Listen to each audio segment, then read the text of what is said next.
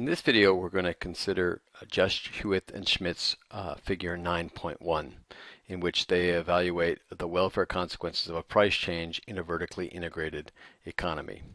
So we start with a situation where there's a final goods market on the right with a supply curve Sn and an input market n-1. So n is the final good and n-1 is the input. And so you can imagine that going to n-2, n-3, etc. What happens when there is a price change from P0n to P0n1 or Pn1?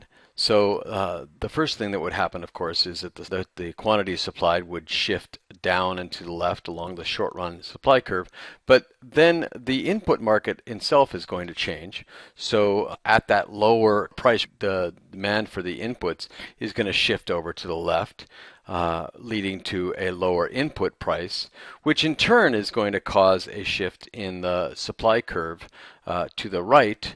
So we end up with the final supply curve SNPN1 as opposed to SNPN0. So what are the welfare consequences of this change? Well, we know that in the final goods market, their original surplus to the producer was the green area there.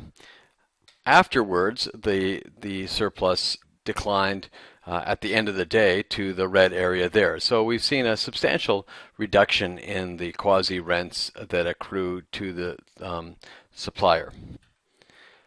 Now we know that we could alternatively measure the change in welfare to the supplier in the input market.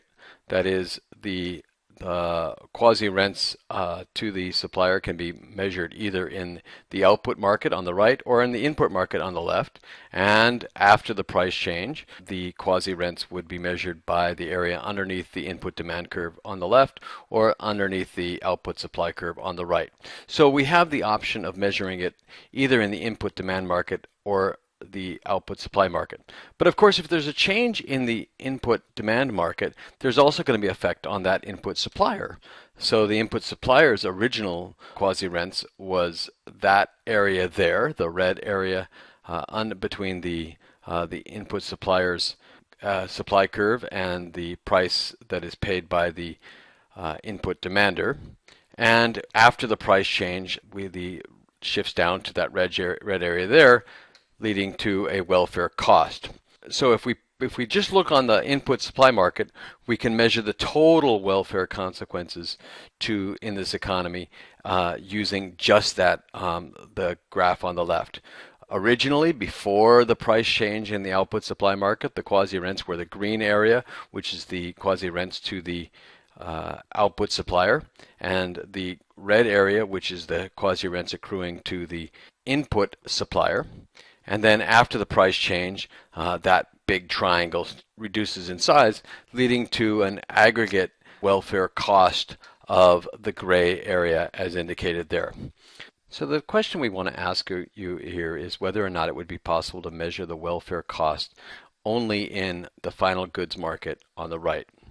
The answer is yes. And the way we think about that is if we consider a single integrated firm controlled by the final firm.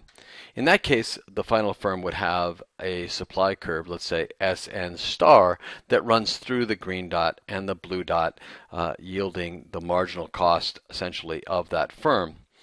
And if that were the case, then that integrated firm's welfare cost would be the area between the prices and above the marginal cost curve.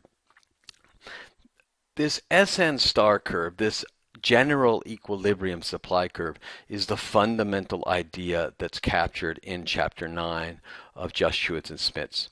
It tells us that if you look only at the general equilibrium demand curve of the final goods market, whether it's an integrated market, an integrated firm or not, that general equilibrium supply curve and by extension, the general equilibrium demand curves can be used to capture all of the welfare costs that happen in all of the other markets. That's the fundamental conclusion of Chapter 9. It gets much more elaborated in the appendix, but the basic idea is we don't need to look at all of the markets that are related. You can stop and look only at the final goods market. So the other thing that they show in Chapter 9 is that what I just said does not completely hold when there is a distortion in the input market. So let's go back to our original case, but we've now added a distortion, the orange rectangular there, that indicates that there is a gap between the price that is perceived by the input demanders, that is Pn minus 1 0 tilde, and the price that's perceived by the input suppliers, Pn minus 1 0 hat.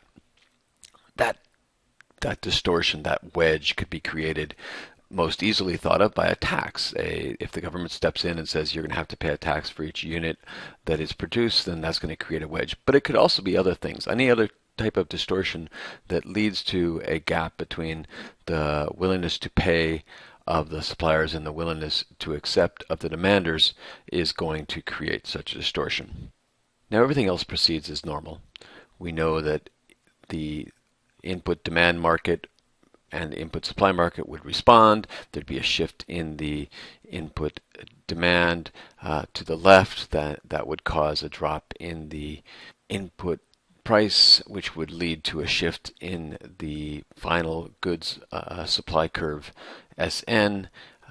All of that could be captured in a single curve for the vertically integrated firm, SN star.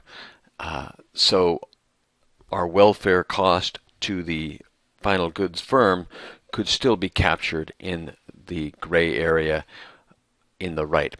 What's different, however, is that because we've had this distortion, the magnitude of that distortion has changed. We see that we've gone from the large orange rectangle to the smaller green rectangle, which leads to a drop in the size of that distortion equal to the gray rectangle on the left. That additional distortion means that when there is distortion in any of the related markets, it's also important to take those into account. You can't capture everything in the final goods market alone. So that's the basic story in Chapter 9. If all markets are in equilibrium, we can capture the welfare consequences in only the affected market.